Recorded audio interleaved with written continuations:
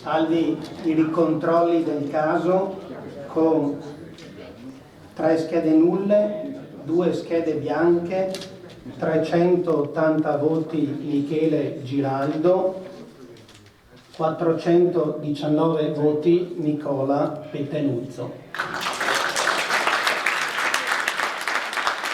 I voti ricontati in tarda serata hanno poi cristallizzato il risultato a 390 voti per Michele Giraldo, sindaco di Brugine, espressione dell'ala Filo Roberto Marcato della Lega, e 419 voti per Nicola Pettenuzzo, primo cittadino di San Giorgio in Bosco, il candidato sostenuto dal gruppo dei parlamentari padovani Ostellari, Bitonci e Stefani.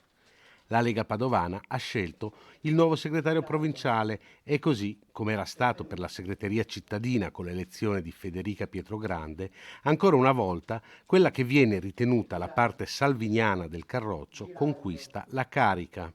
Un congresso dai toni accesi, quello di ieri allo Sheraton, molti interventi e uno scrutinio voto a voto. Il risultato conferma le due anime leghiste, quella della cosiddetta base e quella dei politici. Nicola Pettenuzzo, nuovo segretario provinciale, le dovrà riunire. Io e Michele, insomma, siamo due sindaci che forse attraverso il loro lavoro sono stati apprezzati dal nostro partito e quindi è giusto così, insomma, è stata una bella sfida importante, adesso c'è tanto da lavorare per riuscire a riunire questo importante partito a livello provinciale.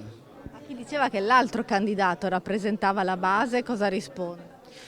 Che forse la base ha risposto in ugual misura sia per me sia per lui. Lo sfidante Michele Giraldo, che ha perso per soli 29 voti, parla comunque di un risultato positivo da cui ripartire per riunificare il partito. Abbiamo vinto perché in meno di 5 giorni abbiamo portato a casa un risultato straordinario.